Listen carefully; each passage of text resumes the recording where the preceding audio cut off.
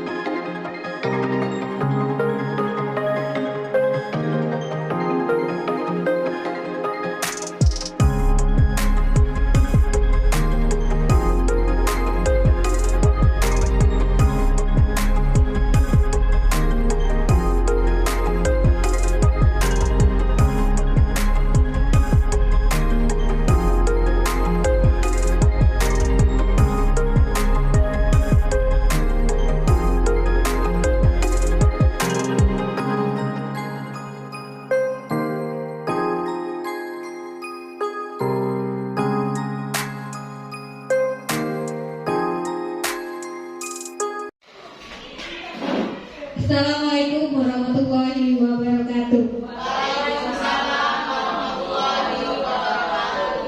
Apa kabarnya Bapak Ibu? Alhamdulillah, terima kasih atas kesempatannya dan waktunya. Terus kalian Bapak Ibu sudah memberikan keluangan waktunya untuk menghadiri kesempatan ini. Aksi nyata saya tentang budaya positif, ya. Perkenalkan, nama saya Reti Yulisa, saya calon guru penggerak dari SMP Negeri 01 Jayapura, angkatan 11. Nah, untuk menyemangati kegiatan kita hari ini, kita akan tepuk semangat baru. Mungkin ini tidak asing lagi bagi Bapak Ibu guru, terutama juga yang ngajar di SD. Ini udah ada banyak di TikTok. Ya, kita coba dulu. Yuk semuanya berdiri dulu. Kita berdiri dulu.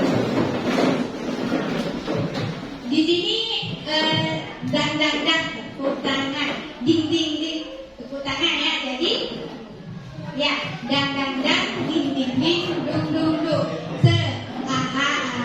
Ma, hi, ha, semangat. Seperti itu, bisa ya? Ya.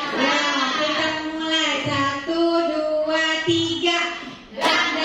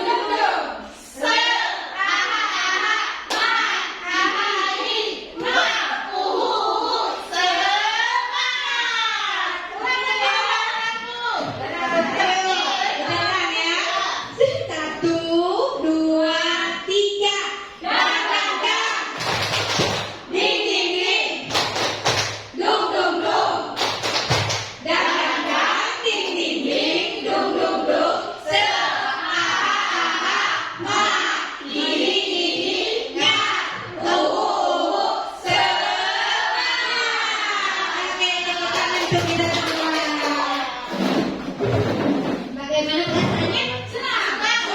Bahagia. Baiklah, kita akan memasuki materinya. Sebelum kita memasuki materi, kita ada kesepakatan forumnya dulu, ya. Ini kita menghargai siapapun, jadi siapapun yang berbicara nanti kita hargai, menjadi pendengar yang baik, berpakaian rapi dan sopan. Jika ingin keluar masuk kelas, izin, ya. Boleh makan dan minum dengan tenang. Kesepakatan untuk forum kita kali ini. Apakah ada yang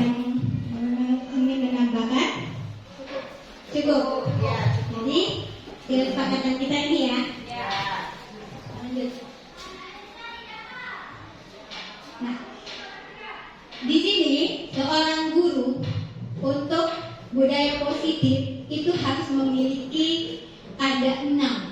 Ya, yang pertama dia disiplin positif. Kedua, motivasi perilaku manusia. Yang ketiga, keyakinan kelas. Yang keempat, kebutuhan dasar manusia. Yang kelima, posisi kontrol restitusi.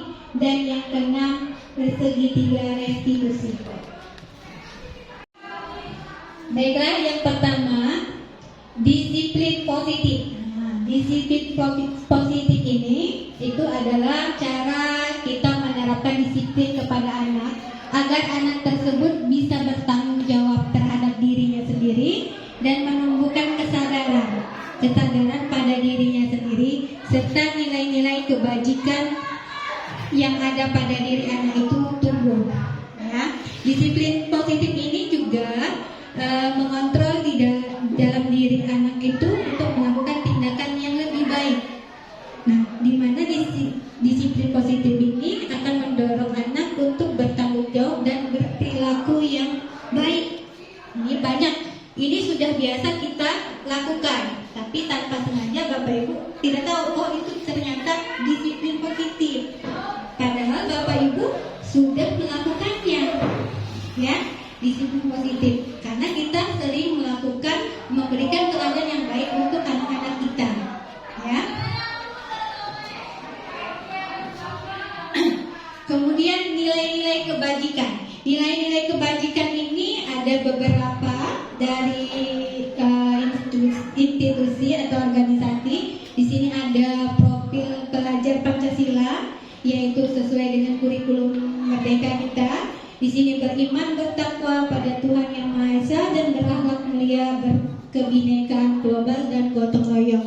Sedangkan ini dari Indo Primary Years Program. Di sini ada toleransi, rasa hormat, mandiri, menghargai, antusias, dan keingintahuan, kreativitas, kerjasama, percaya diri, dan komitmen.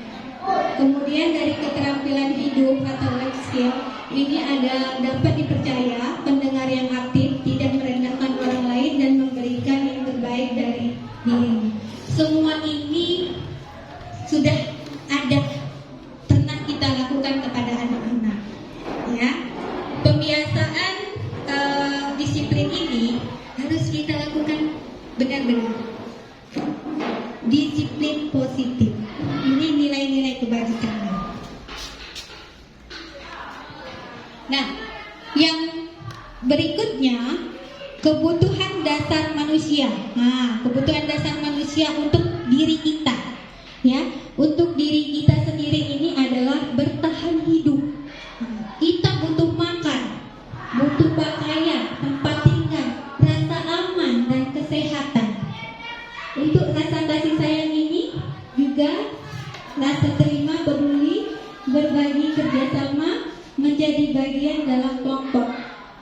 Rasa kasih sayang ini seperti contohnya pada keluarga, ya, keluarga, dia yang menyayangi kita, suami, anak, ya, ini harus kita ada di dalam kebutuhan manusia kita.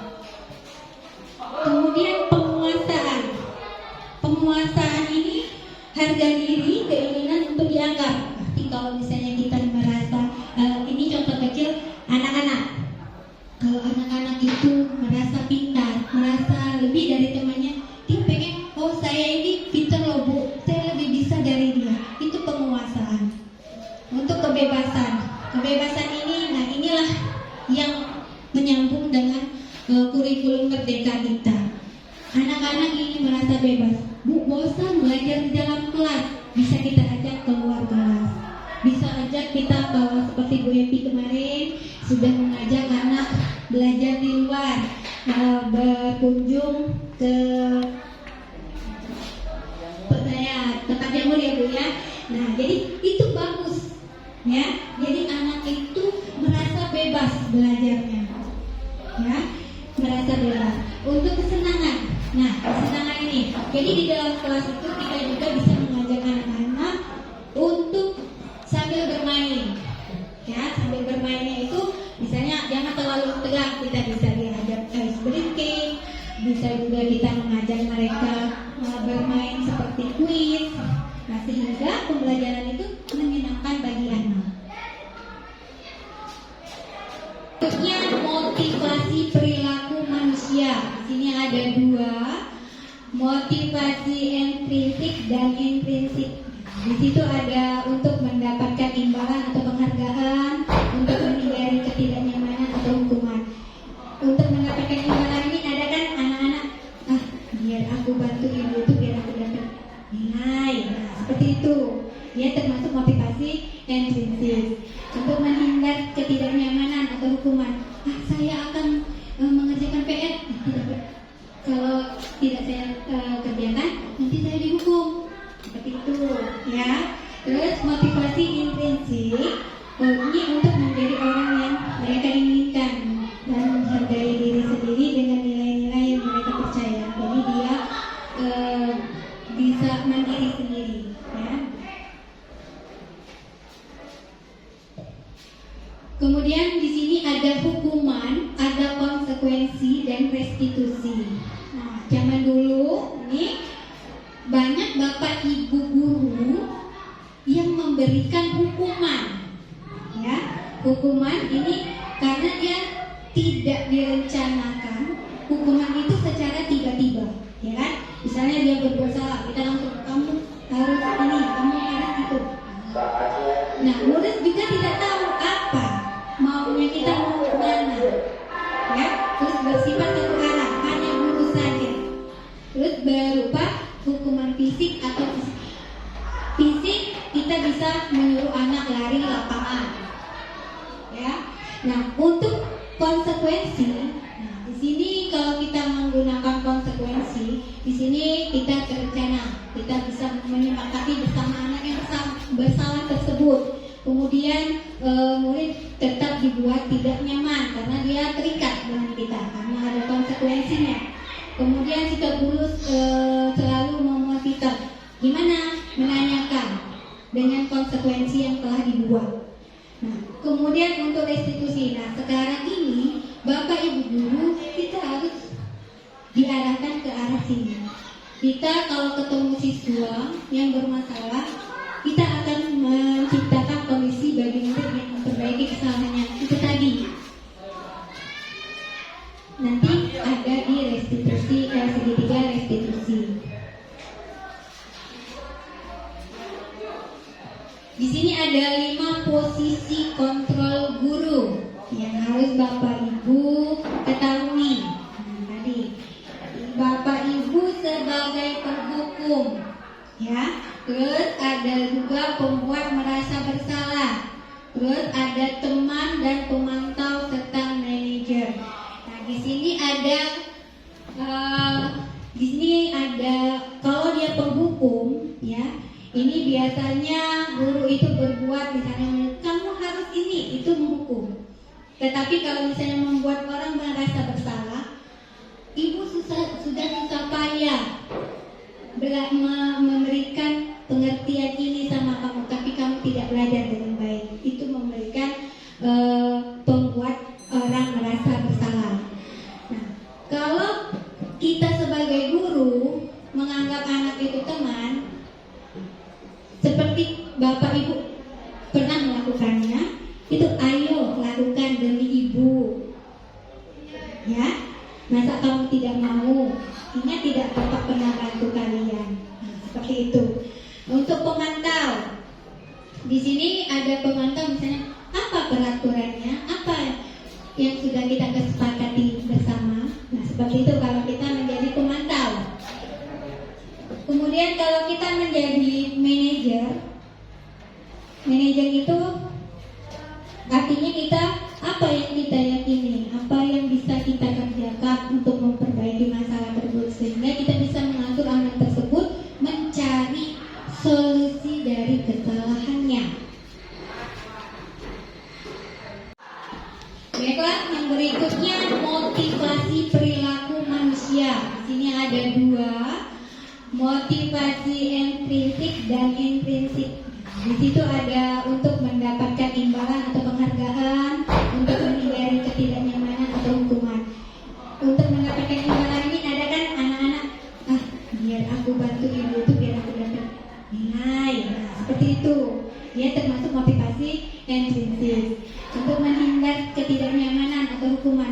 saya akan mengerjakan PR.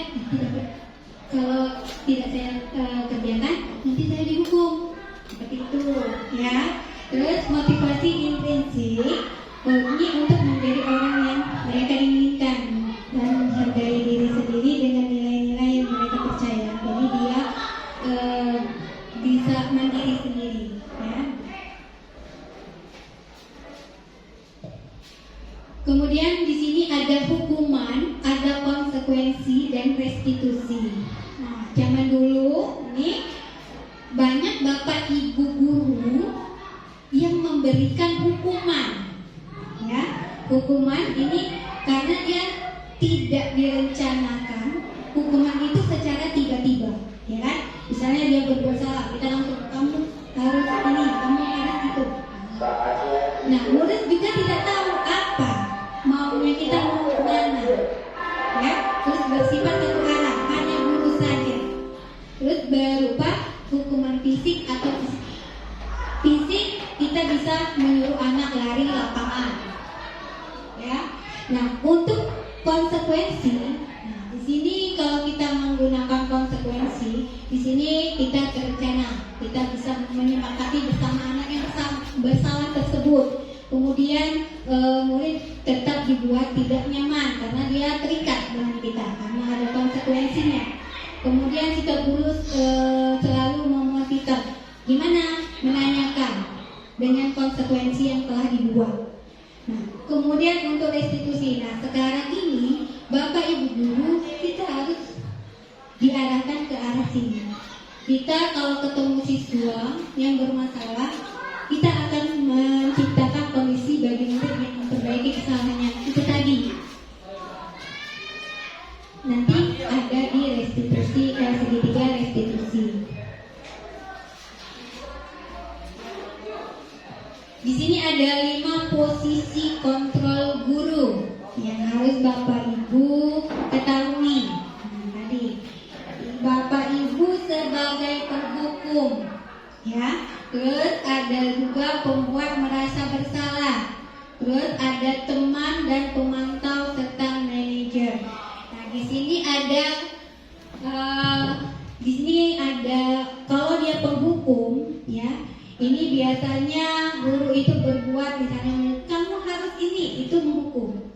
Tetapi kalau misalnya membuat orang merasa bersalah, ibu sudah susah payah memberikan pengertian ini sama kamu, tapi kamu tidak belajar dengan baik. Itu memberikan pembuat orang merasa bersalah.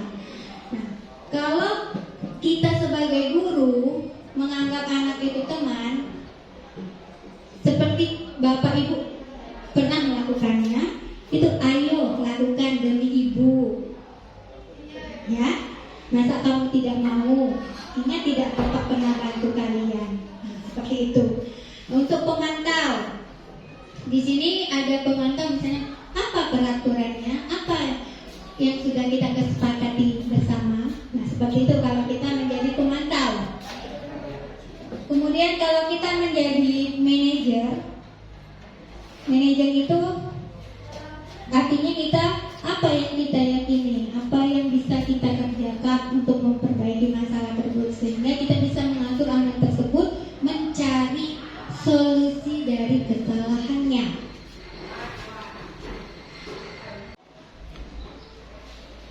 Berikutnya keyakinan kelas atau sekolah. Nah, di sini seperti yang sudah Bapak Edi sebagai wakil kesiswaan kemarin sudah membuat keyakinan sekolah, ya Bapak ya. Nah, sekarang sudah ada keyakinan sekolah, kita juga membuat keyakinan kelas. Ya, keyakinan kelas ini guru berperan dalam mewujudkan terbentuknya keyakinan kelas atau sekolah dengan adanya kesepakatan antara guru dan murid. Jadi bagi Bapak Ibu wali kelas, ya, ini kita mengajak anak itu untuk berdiskusi tentang kesepakatan kelasnya. Ajak mereka apa saja yang mereka mau tentang keyakinan kelas mereka. Nanti bersama-sama dipilih apa, baru nanti dibuat dan diketik seperti itu. Ya, yang lebih aktifnya ini dan siswa kelasnya, ya. Nah, nanti ditempel di kelas masing-masing. Berikutnya, segitiga restitusi. Nah, segitiga restitusi inilah yang saya katakan tadi. Segitiga restitusi ini misalnya anak membuat kesalahan, ya. Membuat kesalahan tidak harus langsung kita hukum, tapi kita panggil dulu dan ada beberapa tahapan pada segitiga restitusi ini. Yang pertama, menstabilkan identitas. Yang kedua, validasi tindakan yang salah. Dan yang ketiga, menanyakan keyakinan kelas. Nah, kalau Bapak Ibu sudah membuat keyakinan kelas, kalau seandainya anak tersebut membuat kesalahan, misalnya tidak membuat PR, ya. Nah, dan keyakinan kelasnya itu sudah ada mengerjakan tugas, ya, mengerjakan tugas tepat waktu. Nah, itu keyakinan kelasnya misalnya. Jadi untuk kita merestitusi anak tersebut, langkah yang pertamanya menstabilkan identitas. Ya, di sini menstabilkan identitas. Kita bisa memanggil dia dulu. Terus kita bertanya, bagaimana kamu, apakah tahu ibu panggil sekarang? Pasti mereka sadar, iya bu, saya tahu ibu memanggil saya karena saya belum mengerjakan tugas. Kemudian kita akan memvalidasikan tindakan yang salah. Kita bisa bertanya kepada dia, pasti kamu punya alasan kenapa kamu belum mengerjakan tugas. Nanti anak sendiri yang akan berpikir, iya bu, karena saya ini, karena saya itu. Ya, dia akan menggali sendiri alasan kenapa dia belum mengerjakan tugas itu. Kemudian kita menanyakan keyakinan kelas. Nah, di menanyakan keyakinan kelas inilah mereka ingat, karena kita bersama-sama membuat keyakinan kelas itu. Jadi dia dengan sadar mengingat kembali keyakinan kelasnya sendiri, tanpa kita yang maksud memberitahunya, dia sudah sadar sendiri. Nah, dari keyakinan dia, kita menanyakan keyakinan kelas, dia sudah paham, dia akan membuat solusinya sendiri. Nah, nanti kita tanya, solusinya bagaimana? Ya, saya harus membagi, misalnya dia alasannya, bu, aku main di rumah. Nanti dia akan membuat alasannya sendiri. Saya harus membagi waktu, bu, antara main dan belajar. Baiklah Bapak, ada contoh yang berikutnya di sekolah kita saja. Kemarin ada yang dari kelas 7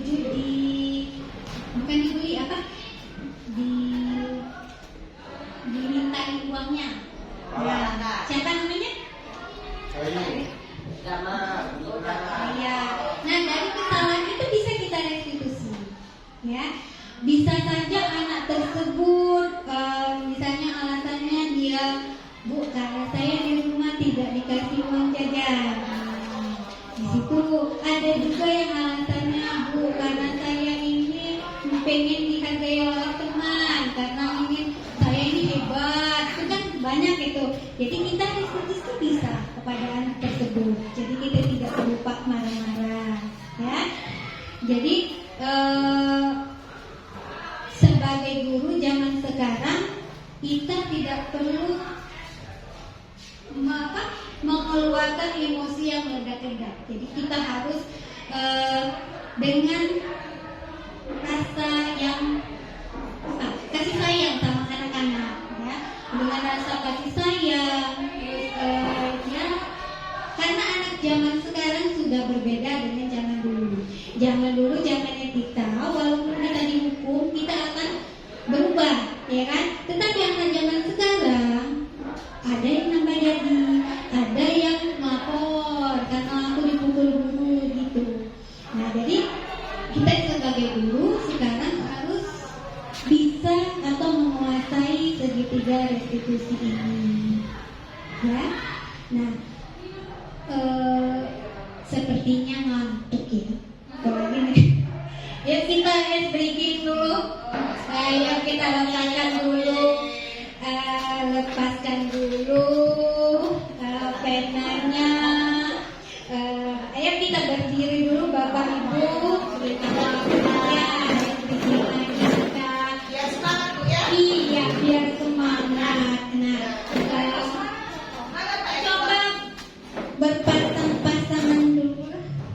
Iya, dengan teman sebelahnya aja Bu. Dengan teman saya kan sama ayahnya, Remi sama saya. Ya, bukan sama ini, apa PK sama ini jadi. Sama ini. Ya, lalu berhadapan-hadapan Bu ya.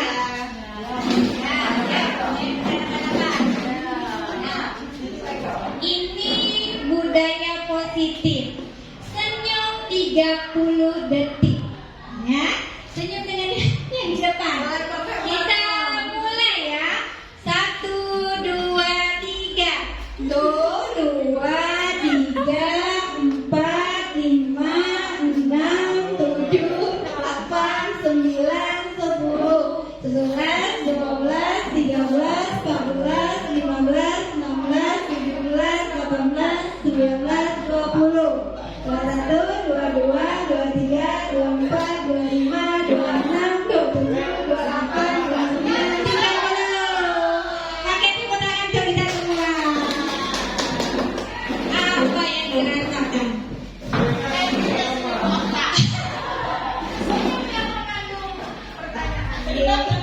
Ya, disitulah kita untuk bahagia tidak terlalu harus kita kemana, tetap lihat pasangan kita jadilah. Ya, jika melihat pasangan kita di rumah atau melihat teman kita di sekolah, muka mereka yang sedang buruk, ya, jadi kita bahagianya tidak mesti jauh-jauh. Oke. Kita lanjutkan segitiga restitusi tadi. Di sini ada 3 ya. Apa saja tadi? Menstabilkan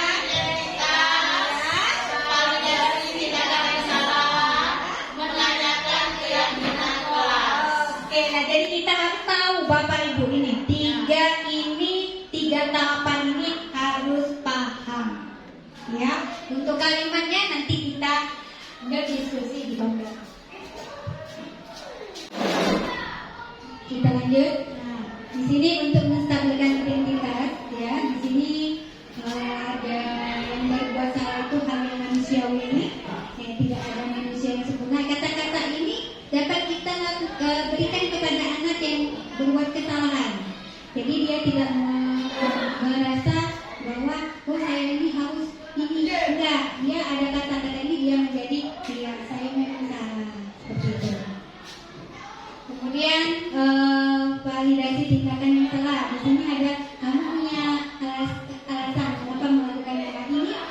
Kita mengajak siswa itu untuk bercerita, ya, bercerita kenapa, apa dia ada masalah yang lain, apakah alasannya seperti itu.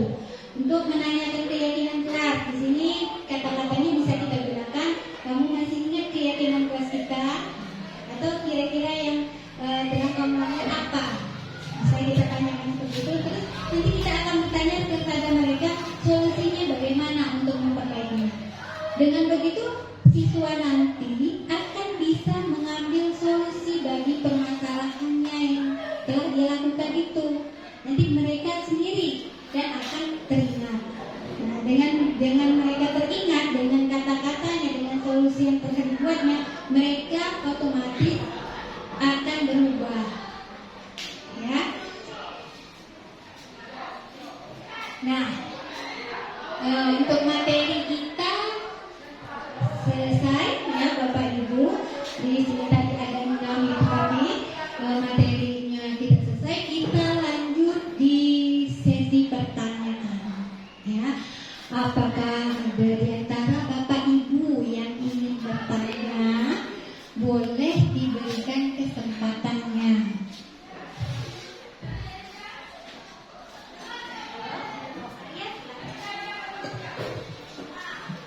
Terima kasih atas waktunya Bu Reti. Jadi begini, kalau saya lihat dari yang sudah Ibu paparkan mulai dari awal sampai akhir ini mengenai restitusi ini, tapi sebelumnya sepertinya saya keyakinan kelas dulu Bu. Jadi kita harus memperkuat keyakinan kelasnya dulu, baru nanti kalau ada masalah kita akan selesaikan dengan restitusi tadi ya.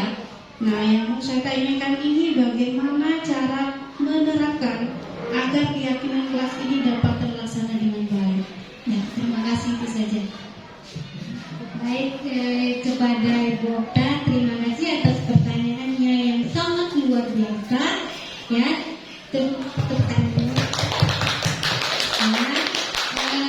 Pertanyaan dari Ibu Okta, bagaimana menerapkan keyakinan kelas sehingga keyakinan kelas itu berjalan dengan baik. Nah, sudah saya jelaskan tadi ya, bahwa keyakinan kelas itu dibuat oleh wali kelas dan murid. Nah, Bapak Ibu wali kelas dan murid itu bersama-sama berdiskusi untuk mencari keyakinan kelasnya. Nanti didiskusikan, baru nanti bisa ditempel atau dibuat sebagus mungkin ditaruh di dalam kelasnya agar murid selalu ingat dengan keyakinan kelasnya. Seperti itu. Apakah bagaimana Bu Okta? Ya, terima kasih kepada Bu Okta. Pertanyaan. Berikutnya ada pertanyaan lagi, atau kita akan mempraktekkan? Oh, Pak Edi. Ya. Ya, terima kasih. Di sini Bu, yang ingin saya tanyakan mengenai kesepakatan kelas. Di sini kesepakatan kelas tadi harus ada kerjasama guru dan siswa. Nah, berarti ada kesepakatan. Yang ingin saya tanyakan ini mengenai langkah apa yang tepat bagi guru ketika siswa itu melanggar dan tidak menyepakati kesepakatan yang sudah ditentukan. Nah, yang jadi pertanyaan, langkah tindakan yang harus kita lakukan itu kepada siswa yang melanggar itu yang bagaimana? Baik, terima kasih Bapak Edi atas pertanyaannya yang baik sekali ya. Baiklah, tadi pertanyaan Bapak, langkah apa ya yang tepat jika keyakinan kelas itu dilanggar? Nah, ini menyambung sekali dengan segitiga restitusi tadi Bapak. Nah, jadi kita kalau seandainya anak itu melanggar keyakinan kelasnya, kita tidak perlu marah-marah, ya. Kita gunakan segitiga restitusi. Nah, tadi sudah saya contohkan. Jika ada salah satu dari siswa yang tidak mengerjakan tugasnya, atau dia membuang sampah di dalam kelas, atau juga dia tidak mengikuti pelajaran di jam itu, jadi dia makan atau gimana, gunakanlah segitiga restitusi ini ya. Langkah yang pertamanya itu Bapak harus menanyakan dengan anak ini, menstabilkan identitasnya dulu, kemudian baru Bapak validasi tindakan yang salah. Nah, kemudian menanyakan keyakinan nanti anak tersebut akan sadar dengan sendirinya. Oh iya Pak, saya melanggar keyakinan kelas kita yang nomor ini Pak. Seperti itu. Atau kita mau contohkan ya, mau kita peragakan. Bapak Edi mau jadi siswanya? Ya. Boleh. Ini Bapak Edi, ayo. Ayo. Kopi enggak? Iya, pakai kursi aja ya. Ini masalahnya tahu dulu apa? Ya, kopi ya. Ini nakal ya. Ayo nakal ya. Ini lagi sekali dua kali masih ada gitu. Kita akan mempraktekkan segitiga restitusi. Nah, Bapak Edi bersedia menjadi muridnya ya. Terima kasih Bapak, biar Bapak lebih paham, oke? Dan sekarang Bapak seandainya melakukan kesalahan terlambat, ya. Dan saya sebagai gurunya, jadi Edi ini melanggar keyakinan kelas apa? Datang tepat Waktu. Nah, datang tepat waktu. Misalnya, seandainya di dalam kelas Pak Edi ada datang tepat waktu, Pak Edi terlambat. Nah, jadi kita lakukan restitusi. Saya sebagai gurunya ya. Ya, langkah yang pertama yang kita lakukan yaitu mengidentifikasi, menstabilkan identitas. Nah, di sini yang guru lakukan, kita panggil anak tersebut, ya. Bisa seperti ini. Assalamualaikum, Edi. Nah, ya, namanya Edi kan? Waalaikumsalam. Nah, nanti gurunya akan menanyakan, apakah Edi tahu ibu panggil ke sini kenapa? Nah, jawabannya pasti dia menyadari, anak tersebut pasti menyadari. Nah, terus kita tanya lagi, kenapa alasannya bisa terlambat? Nanti Edinya langsung bicara, dia bercerita, gurunya kenapa? Pasti ada alasan. Cerita sama ibu. Kita di sini menjadi teman, ya.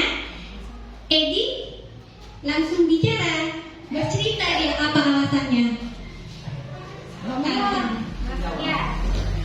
Ini Bu, Saya hari ini terlambat. Yang pertama karena semalam saya tidurnya terlalu malam, Bu. Iya, jam 11 malam.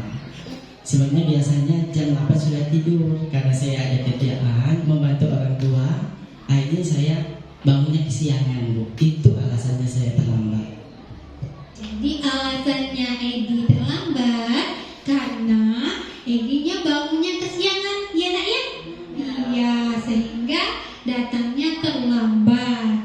Nah, membantu orang tua itu pekerjaan yang baik, ya, yang bagus. Nah, tetapi kita ini masih seorang pelajar, jadi harus bertanggung jawab juga dengan sekolah kita.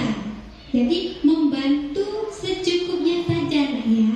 Nah, seperti itu, kita tidak menyalahkan anak, tapi kata-katanya kita memberikan dia motivasi bahwa perbuatan dia itu bagus. Tetapi kita harus bertanggung jawab karena kita masih seorang pelajar. Nah, seperti itu. Kemudian yang kedua, validasi kesalahan, ya. Ini kata-katanya tadi bisa diambil dari yang sudah saya jelaskan tadi itu. Bisa juga dia perkataan, misalnya ya, apakah kamu bisa menjadi murid yang baik? Ya, dia jawab pasti dia pengen menjadi anak yang baik, ya kan? Nah, jadi kita harus memberikan motivasi terus kepada anak, ya. Assalamualaikum, Nak Edi. Waalaikumsalam, Bu. Nak Edi tahu ibu panggil ke sini kenapa? Tahu lah, Bu. Kenapa coba? Karena saya datangnya terlambat tadi, Bu. Pasti punya alasan. Kenapa? Coba cerita sama ibu. Karena semalam saya tidur jam 11, Bu. Jadi panggilnya kesiangan. Kenapa tidur jam 11? Karena semalam itu sempat membantu orang tua dulu, Bu. Membantu orang tua itu memang pekerjaannya baik, ya. Tetapi kan Nak Edi masih seorang pelajar, jadi harus bertanggung jawab juga karena kita besok mau sekolah. Jadi kalau bisa jangan tidurnya malam-malam, ya. Ibu juga pernah dulu melakukan kesalahan karena kita manusia tidak ada yang sempurna, ya. Coba Maggie masih ingat nggak ya keyakinan kelas kita yang kita bikin di awal tahun ajaran baru yang kita tempel itu. Saya ingat, Bu, tapi nggak banyak ingatnya, Bu. Iya. Ini kira-kira kalau Nak Edi belum ingat, nanti kalau misalnya ke kelas nanti dilihat lagi ya. Tapi coba pikirkan dulu, Nak Edi ini bikin kesalahan terlambat. Kira-kira apa ya? Ya dalam kesepakatan kelas berarti saya itu melanggar aturannya jam 7 sudah ada di sekolah, ternyata saya jam 7 belum berada di sekolah, Bu. Itulah tidak terlambat, datang tidak tepat Ya, tepat waktu. waktu, Bu. Nah, jadi harus dilihat lagi tuh keyakinan kelas kita, Ya, Bu. ya. Nah, ini pasti punya harapan, pengennya jadi siswa yang bagaimana? Saya ingin jadi siswa yang sukses, Bu, bisa membanggakan orang tua. Nah, kalau ingin sukses membanggakan orang tua, nah harus rajin sekolah, harus fokus, ya. Membantu orang tua boleh, tetapi kita harus juga bertanggung jawab dengan sekolah kita, karena cita-cita dan harapan nanti ingin menjadi anak yang baik, yang sukses untuk membanggakan kedua orang tuanya, ya. Nah, jadi ibu mau tanya dulu, solusinya bagaimana? Solusinya agar Naedi ini tidak terlambat lagi. Solusi saya tetap membantu orang tua, tetapi membantu orang tua dilihat waktunya, Bu. Kalau memang waktunya istirahat dan besoknya nggak siangan, berarti saya tidurnya lebih awal. Nah, jadi Naedi harus membagi waktunya. Jadi kalau misalnya sudah jam waktunya tidur, izin kepada orang tuanya nanti lagi membantu orang tuanya. Seperti itu, ya. Terima kasih ya Naedi. Assalamualaikum. Salam. Nah, seperti itu Bapak Ibu. Terima kasih Bapak Edi.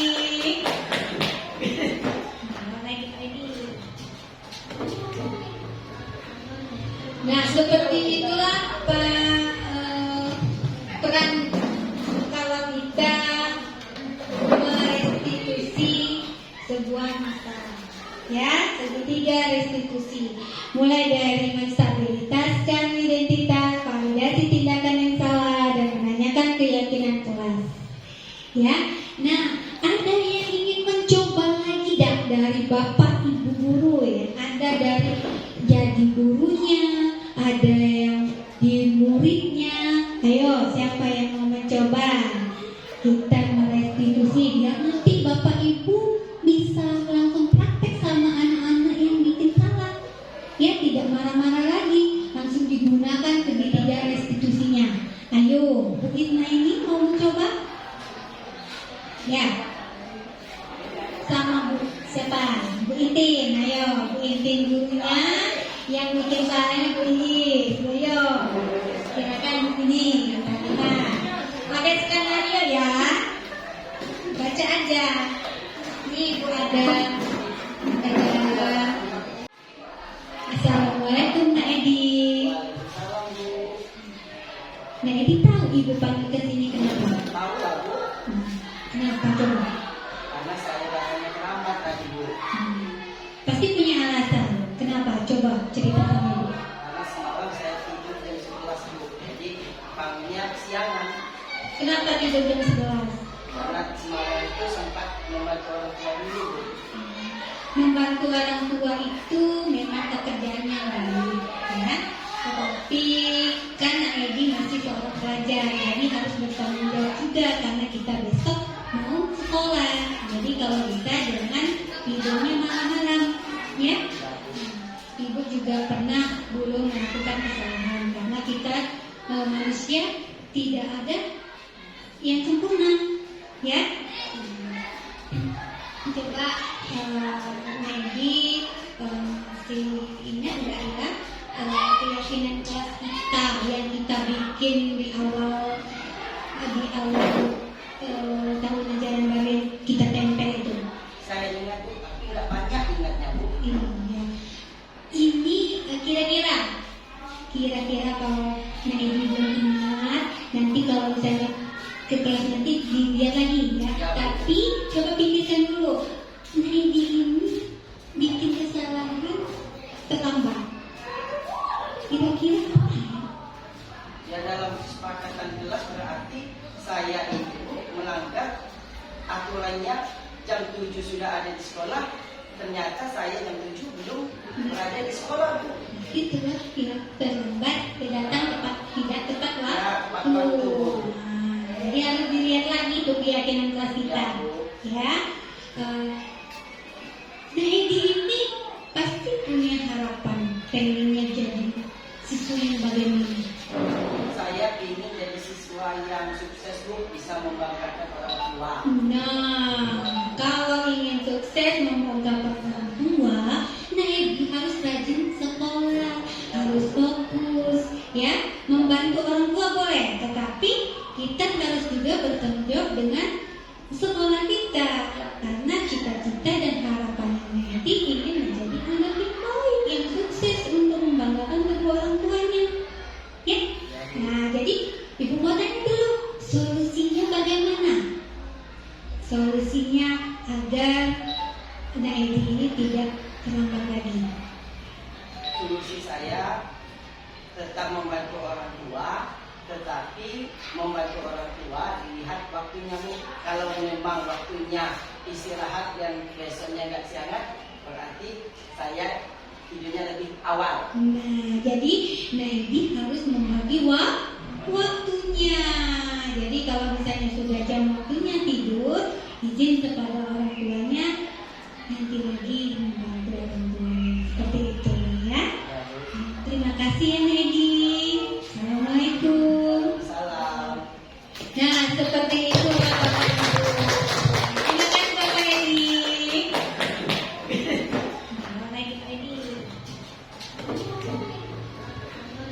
Nah, seperti itulah peran kalau kita merestitusi sebuah masalah. Ya, segitiga restitusi.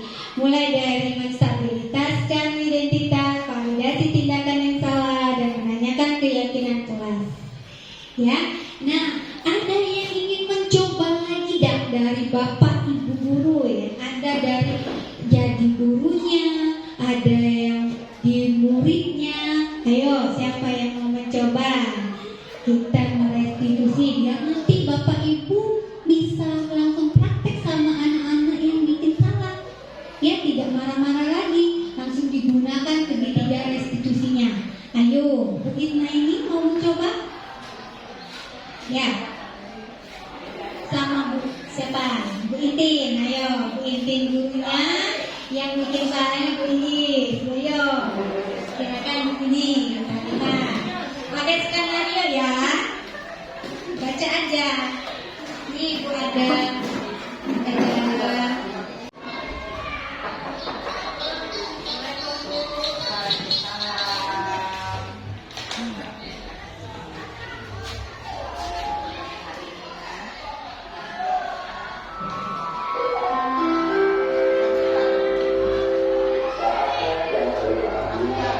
apa yang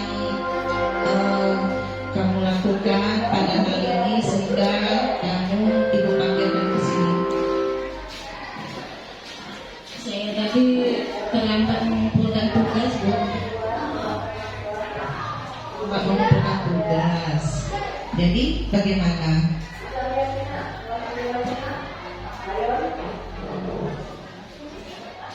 Jadi bagaimana Bu ke tugas saya yang terlambat itu?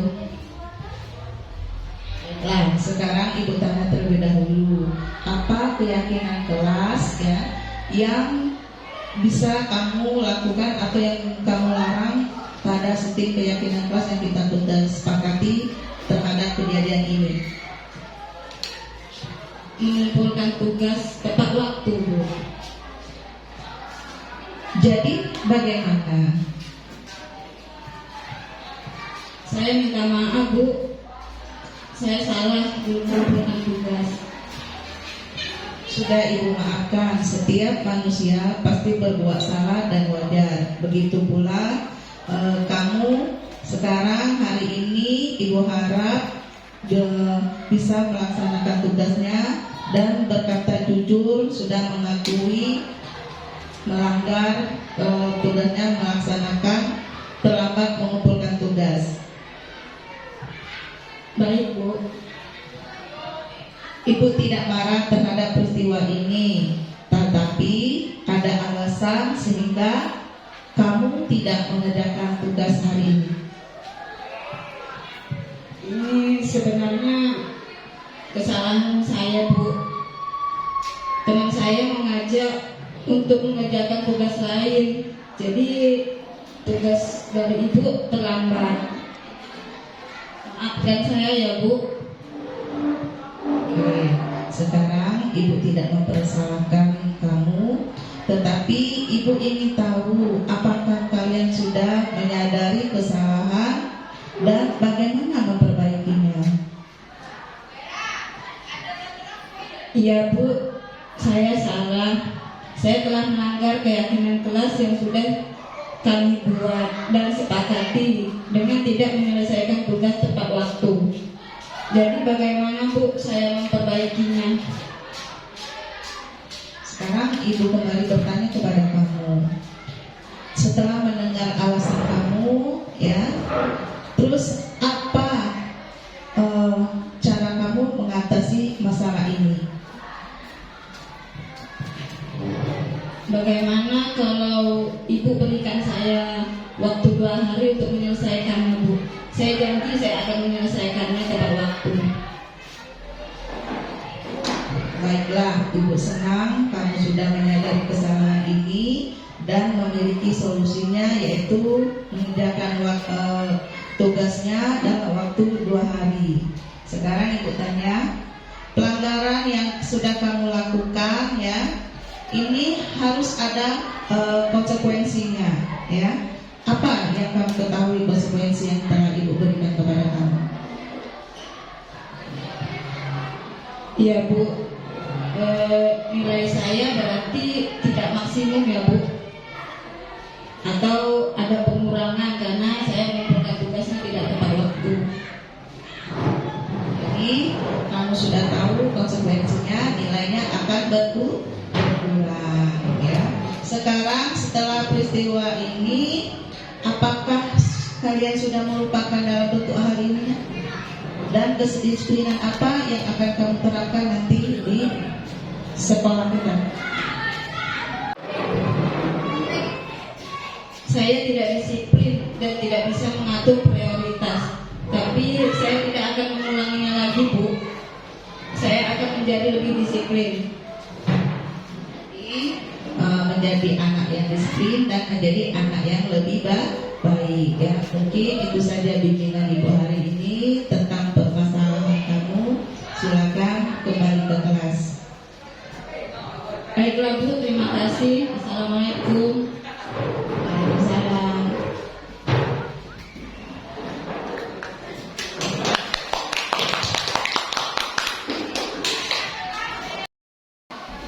Baik, tadi sudah dipraktekkan langsung ya dengan Bu Intin dan Bu Isnani tentang kesalahan anak yang terlambat mengerjakan tugasnya.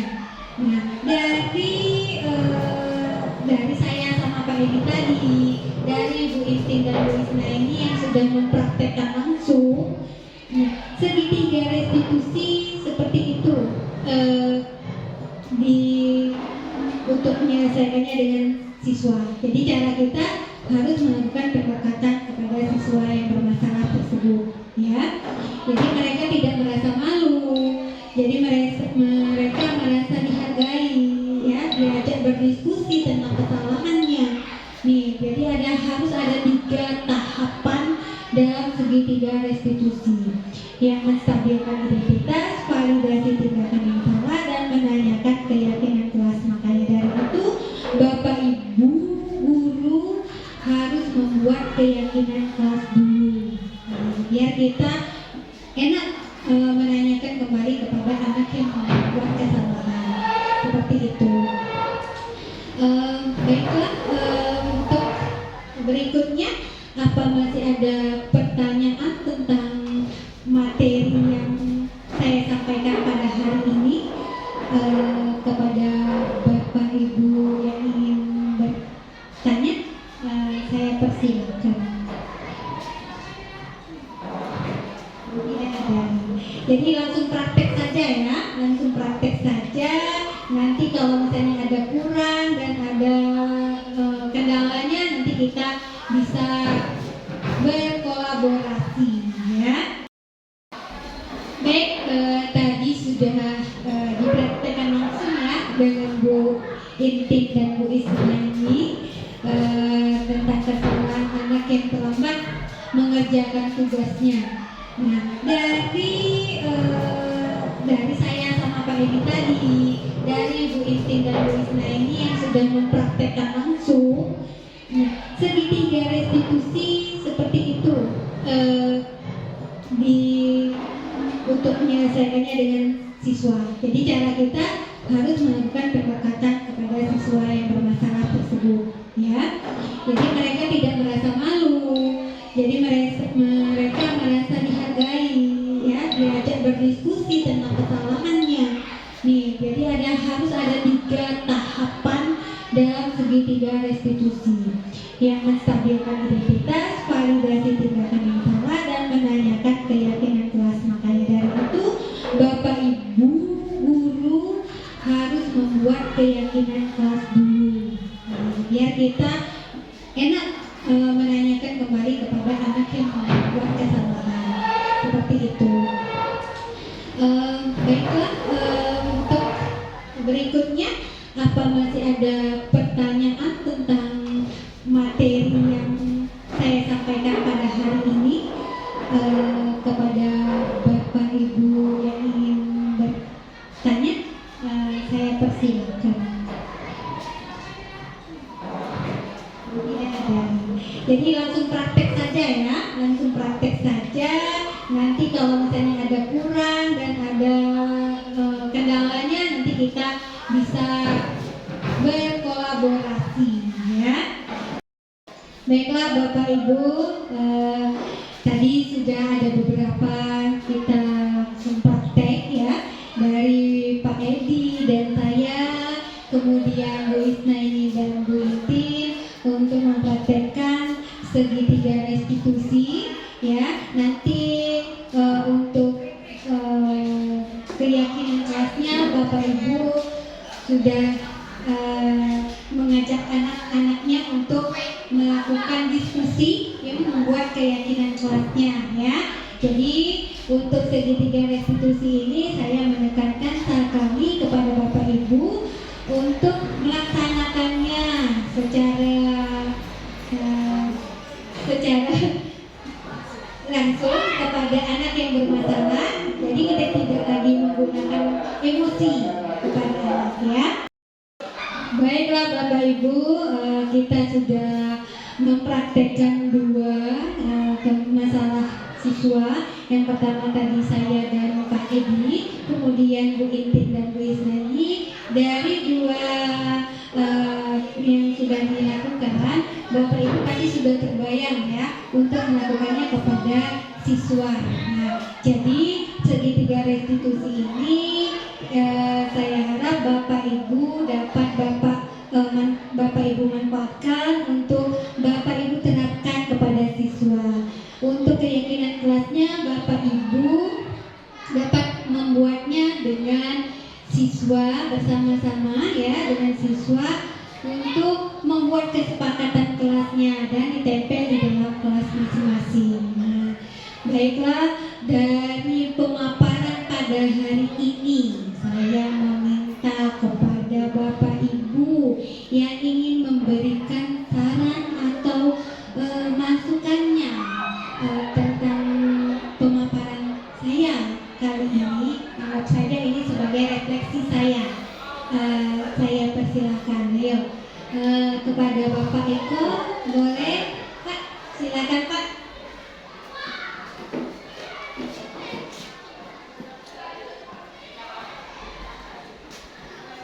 Sungguh-sungguh teman.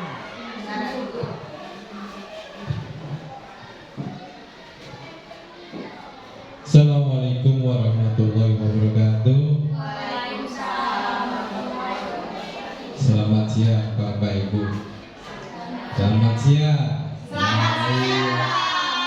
Saya susah masih pandai sih. Bapak Ibu yang saya hormati, pada siang hari ini Ibu Reti mempresentasikan implementasikan praktik CGP-nya untuk kelanjutan supaya menjadi guru penggerak. Semangat, mari kita semangat melaksanakan untuk kegiatan CGP ini. Jadi siapapun yang berkaitan, berkolaborasi, semangat untuk mendukung pelaksanaan calon guru penggerak. Ibu Reti jangan sampai patah semangat, Bu Reti. Harus bersemangat untuk memberikan contoh kepada Bapak Ibu yang lain yang belum mengikuti CGP. Jangan ditunjukkan lelahnya, jangan ditunjukkan lesunya untuk mengikuti CGP. Tunjukkan giat, ya, semangatnya. Kalau lesu, icak-icak semangat. Jadi itu aja. Terima kasih. Assalamualaikum warahmatullahi wabarakatuh. Terima kasih kepada Bapak Eko Supraina sebagai Wakil Kurikulum di SMP Negeri 01 Jayapura atas saran dan masukannya. Mungkin itu akan menjadi penyemangat dan saran yang membangun untuk saya ke depannya. Akhir kata, saya akhiri. Wassalamualaikum warahmatullahi wabarakatuh.